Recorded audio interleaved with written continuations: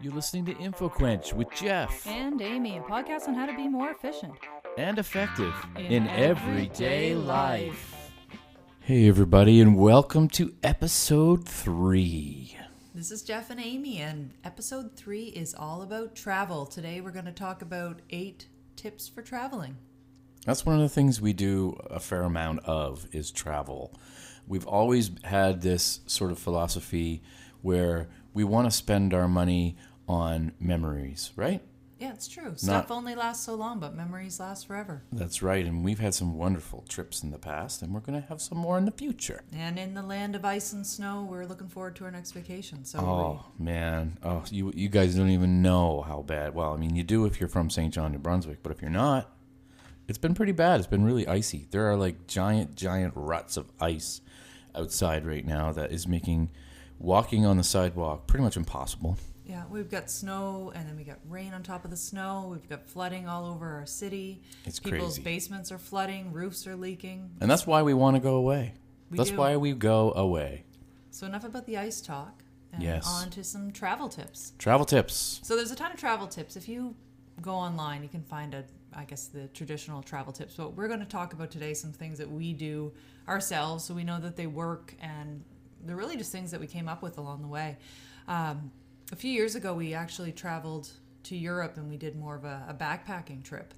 Yes. And, so a little bit different than packing your suitcases. You know, with backpacks, you got everything jammed into one backpack. And a friend of ours had recommended really large Ziploc bags to sort of compartmentalize our clothing. Yes, and that turned out to be quite a very good decision. It was. And so what we did, if you ever buy sheets or comforters... Oh, not the sheets again.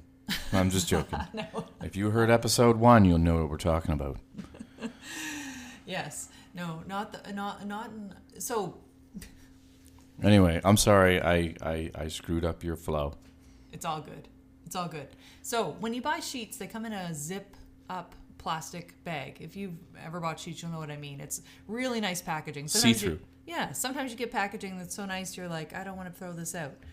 And that's the way I feel about the little bags that you get your duvets in, your comforters in, your sheets in. It's always one of those things where you're like, oh, we can really find a great use for this sometime. Right. But you don't know what it is right away. But now, our fine listeners, you know what to do with those bags. Well, that's true. And Marie Kondo's like in the corner of the room saying, don't save the bags, don't save the bags.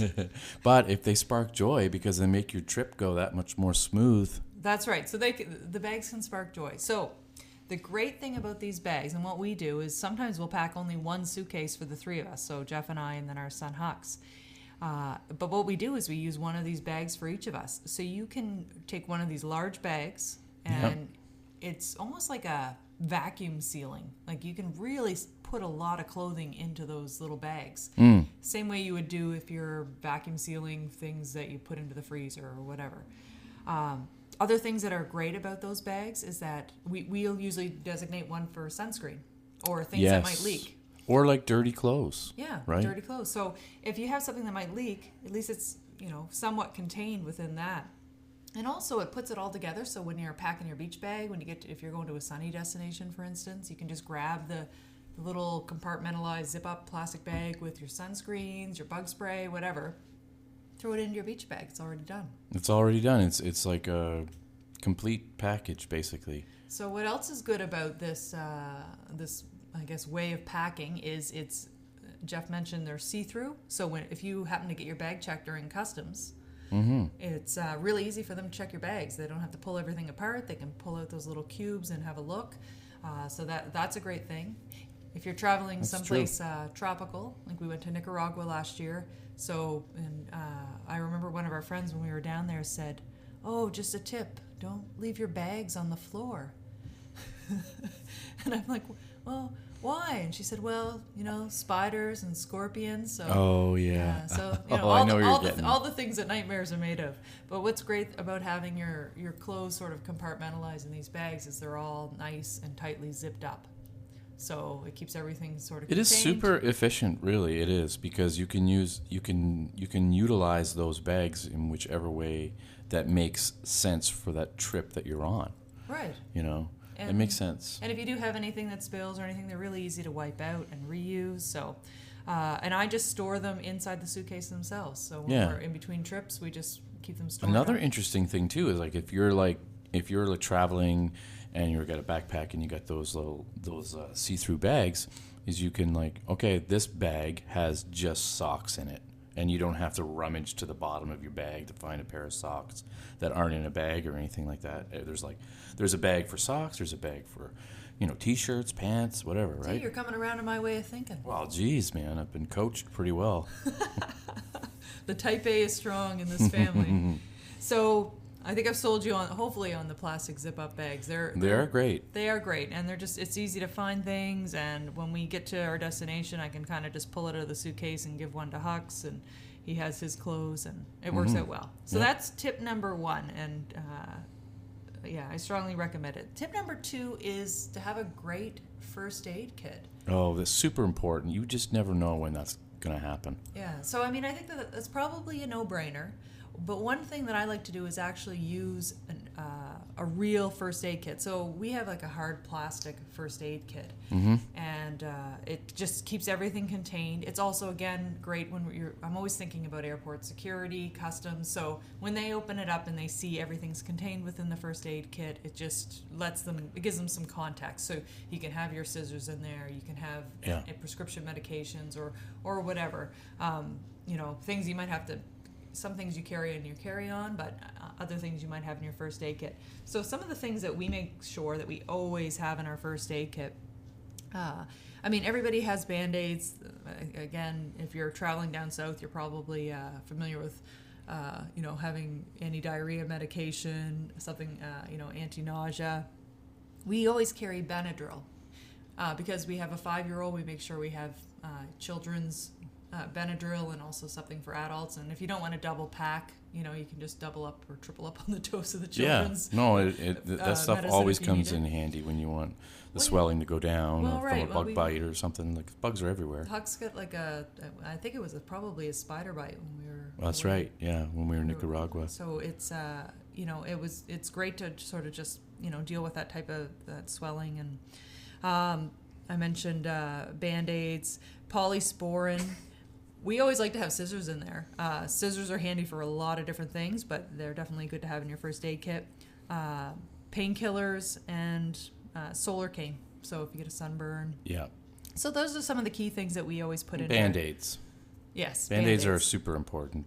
Yes. You're guaranteed to pretty much use at least 1 or 2 Band-Aids on every trip. When you have a 5-year-old, you use at least 600 Band-Aids. Yeah. And even they better have good characters on them because otherwise they're not going to cut. Otherwise, he's not going to put them on. The thing is that he uses Band-Aids even when he doesn't even need them because it makes him feel better, right? Yes. Kids are like that. So anyway, it's good to have Band-Aids. So tip number 3, another thing to do with kids. So you may not have kids, but we'll skip this tip if you don't have kids. But if you have kids, meal replacement shakes. Now, I'm not talking about crazy protein shakes and things you might use if you're trying to build muscle and that sort of thing. I'm just talking about regular sort of Ensure type of shakes that you can get at Walmart. When we went down south, when our son was 2, I was worried about him not being able to find food that he liked. Sometimes you go to places and they have spicy food or just food that doesn't agree with their stomachs. So you also may not want to get up out of bed first thing in the morning and get to a restaurant or to a buffet or something like that. So it's nice to have something in the room. That's right. So what we did is we actually bought just a good package of the meal replacement shakes that were in cans. They didn't need to be refrigerated. They were self-contained, so we didn't need to worry about glasses in our room or anything like that. So it was a quick thing first thing in the morning to give your kid some nutrition, make sure that they had at least something in their stomachs. If something else. And he got used to them pretty fast. He did. I mean, they're like a milkshake, right? Yeah. So we didn't really have any issues with them coming through security. We had them openly packaged and they knew what we had. So yeah, they were pretty cool with it all. Yeah, I think that to us that was one of the. If you're traveling with a young child, particularly, I think that's a really great thing to invest in. That's a really good thing to have as well. If your child gets sick, and then needs all that nutrition after they're trying to get better. Do you know what I mean? Yeah, it's a good point. So, like for hydration. Yeah, for hydration and stuff. And whatnot. So yeah, no, those are all great ideas. You notice I'm not really disagreeing with you very much. I know. Yeah, argue with me a little bit. Tell me how those shakes are. No, I'm totally on board. I think it's a great idea. It makes sense, and and we have tested it, and it works. Yes. So it may work for you too. So, our loyal listener. Number 4, passports. Passports. So we all know we got to keep our passports safe when we're traveling, and everybody looks for the in-room safe, and you stash your passports away in there. My tip is to, when you get your new passport, just take a picture of it with your phone. So you have a picture of it on your phone. Keep your phones locked. So, I mean, I think that's a no-brainer, but keep your phones locked so that information and pictures and everything stays secure. But email a picture to your email account that, like, say if you have a Hotmail or Gmail, some sort of email account that can be basically easily accessed by your email browser. Yeah. You just email it to yourself. And the reason I say that is if you lose your phone and say you're overseas and you get into a bind and you're at the, an embassy, a Canadian embassy in a foreign country, you basically just need internet access, or internet access anywhere if you happen to lose your passport. To prove who you are. Right. So you can go in and at least go into your email, stash it away in one of your folders, and you can pull up an image of your passport, take passport pictures for all of your family. And that way you'll have all your information from your passport, and that make things a lot easier. Another really great thing that we do when we're traveling is, and it's mostly my incompetence, but Amy is the one who takes care of all of the passports. She has like a fanny pack, and she fills the fanny pack with all the passports. Yes, a fanny and so pack. They're just there. They're there, and as soon as I need to show mine, I give it right back to her, and she puts it right back into the fanny pack, and it works really well because there's no like, oh, where's my passport? Oh, like I lost it. It's always in the fanny pack. Yeah, I have to say I take OCD to another level when it comes to passports. Well, you know what though, eye on your passport. I get stressed actually traveling, like going through security and customs and all that. It stresses me out for some reason. I have nothing to hide, but anyways, it's just like. So all these little things, like, you being in control of the passports and all that, it's helpful for me anyways, the heat's off. The heat's off. We were on a side note, we were going through security, and before we go through security, I always threaten our 5-year-old to within an inch of his life.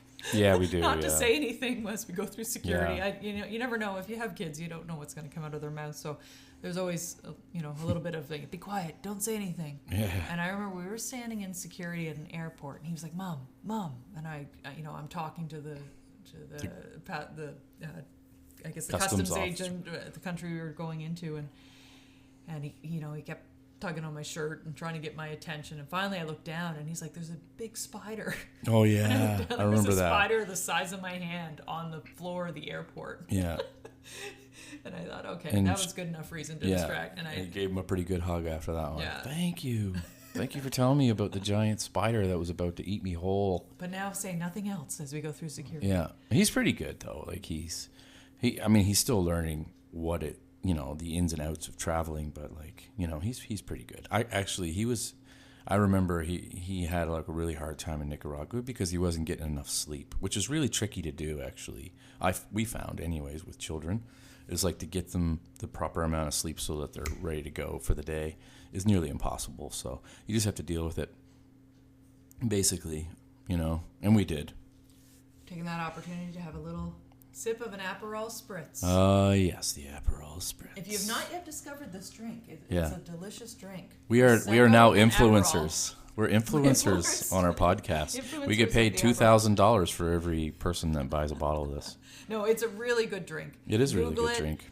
Aperol Spritz. I didn't like it right away, though. R-O-L. Yeah, it grows on you. It actually has rhubarb. Oh, there you go. That's probably why I don't like it. Yeah. I don't really like anything too sour. Like, I don't like grapefruit. I don't like rhubarb. I don't know. It's just my thing. Yeah. Or not my thing. So, like it or don't like it. Yeah. But try it out. Let's go back on the... Decide for yourself. Okay. Traveling. Yeah, let's go back. Okay, so we're probably going to do another episode, I think, that's really focused just on kids. Yeah. Yeah, well, that's a pretty good idea. Yeah. Yeah, because it's I mean, it's, excluding some of our audience, but at the same time, who knows? You might have kids someday if you don't have them now. Yeah. And you'll know that this will be in your head. It's a unique traveling experience. That's right. right. Kids. All right. So that brings us to tip number 5, which is just to make a quick itinerary and send it to somebody. I would suggest everybody has to list a security, an emergency contact that they have in their passport. That's probably the person you should be sending your itinerary to. If you have a few key family members, don't post it on Facebook and social media and let everybody know you're going to be out of your house for a week so they can come rob you. No, exactly, yeah. But send it off to somebody close to you so that they know what flights you're coming in on. If there's anything that happens and you lose touch with them, at least they have something to go by. They know what property you're staying at, which hotels you're at, and a little bit, just a rough. It doesn't have to be detailed. Just give. Well, it's nice to be off the grid, but at the same time, as in another country and stuff. But you really do have to let people kind of know where you're at, so if something ever did happen, because things do happen, They do. like and people get kidnapped. I'm not trying to jump to conclusions here, but this happens at certain spots. It does. It does. I mean, that's why we didn't go to Mexico this year. Oh yes. If you're planning to travel to Mexico, don't watch Narcos Mexico. Yes. That's my key traveling tip.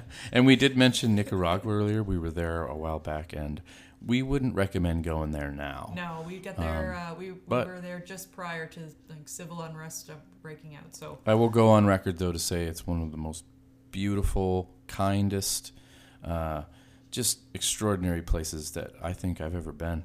It was really, really, really great trip. Yeah, it was really awesome. It was awesome. Anyway. So while you're sending your emergency contact the itinerary, good idea to also send them the pictures of your passports too. So again, if you go missing, they have a photo of you to reference. They have all the information that they need if they're dealing with the Canadian embassy in the country that you're at. So just one quick email and they have the information. One recommendation I always say, just general email safety. Don't put passport in your subject line or itinerary. Send it off to them as generic. Put an attachment in, let them know it's coming, and then they'll have the information. Not a good idea to you don't broadcast what you have in your email. You don't need to do a billboard of how to take your identity. So, number 6. This is a quick one. If you have an alarm system in your house, make sure you let your alarm company know you're going to be out of the country. Yes, and, we do that, and it's provide your important. Emergency contact isn't the alternate contact. So when they have to call somebody, they're not calling a phone that's not going to be answered because you're down at the beach somewhere. I have a question. Do you have to let your credit card company know that you're leaving? Yes, that's a good point. We do that too.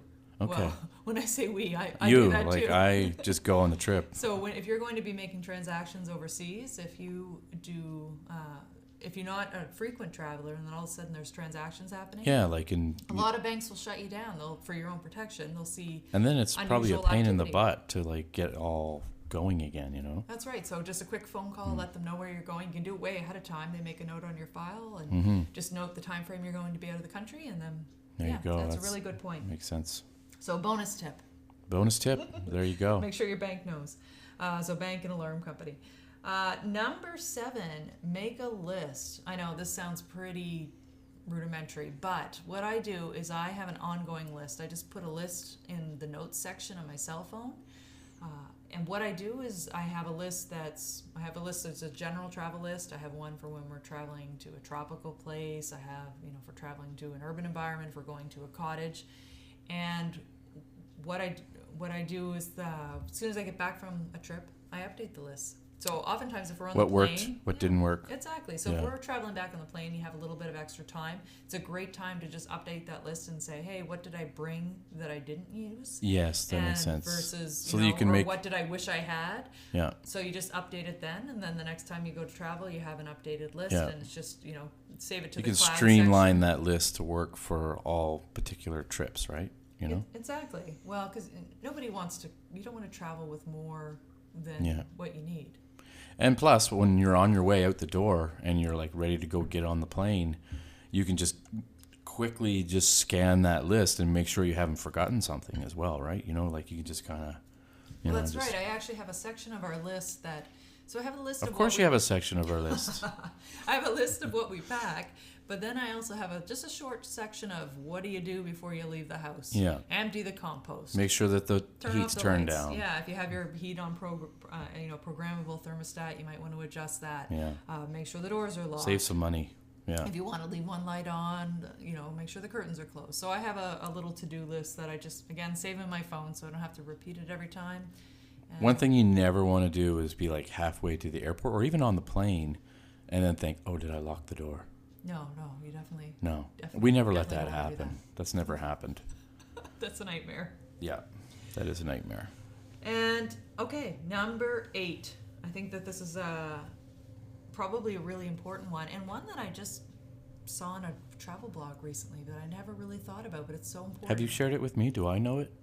I don't know. You let me know. Well. So when you go to a country, Yeah. particularly, if you're traveling within Canada or the U.S., 911 is pretty basic, but other countries don't necessarily have the same emergency phone number that we do.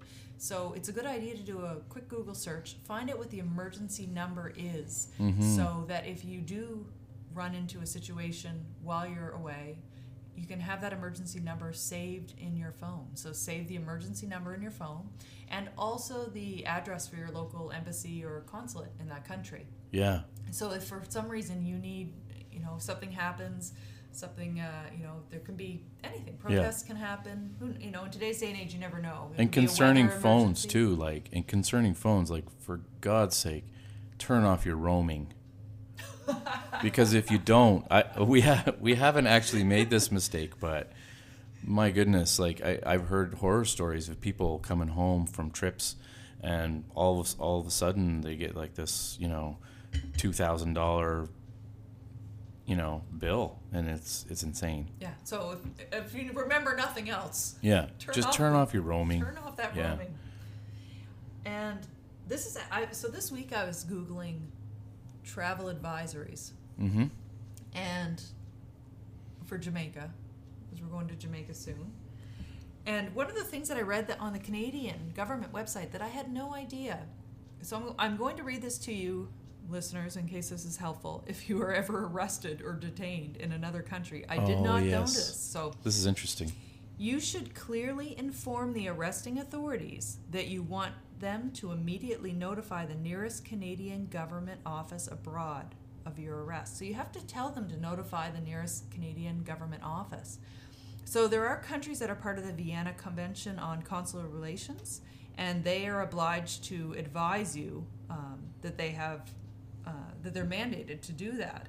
But not all countries are part of that. Not all countries are required to do that unless you specifically ask them to do it. So if you're overseas or just outside of Canada and you are arrested, you need to specifically request that they notify. That's interesting, because a lot of people probably wouldn't know that, and then they'd be stuck in a jail someplace in Mexico and not having any representation. Although I think that even, anybody would say, look, I need to talk to somebody from my country so that I can figure this out, You would think that, but just knowing that you have to expressly ask that at the outset and get the consulate involved, well, it's a huge benefit. And they want to know if you're in trouble in another country so that they can, step in and possibly help.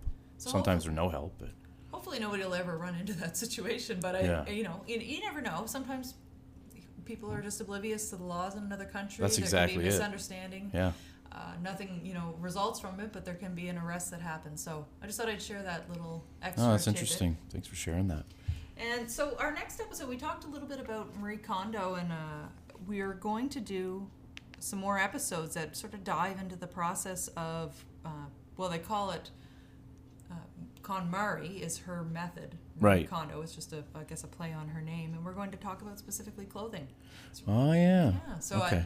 Way back when we went through the clothing process, so we'll go through that in a little bit more detail in the upcoming episode and walk you through it and what worked for us, what didn't, and hopefully give you few tips if you want to. Fantastic. Thanks so much for listening, everybody. And if you're going on a trip soon, take some of these tips and, remember them and put them to some use. And you may just find that your trip is a little more smooth, because there's always one person on the trip who has everything figured out, who has the right kind of first aid kit that can take care of everything, and everybody is very thankful that that person is there, and it could be you. That was a nice preamble. Anyways, we'll see you next. We'll see you next episode, everybody. Thank you so much for listening, and we'll talk to you soon. Bye-bye. Bye-bye. Thanks so much for listening. And be sure to visit us at infoquench.com to subscribe and find out about future episodes. You can also check out InfoQuench on Facebook, Twitter, and Instagram. Till next time, friends.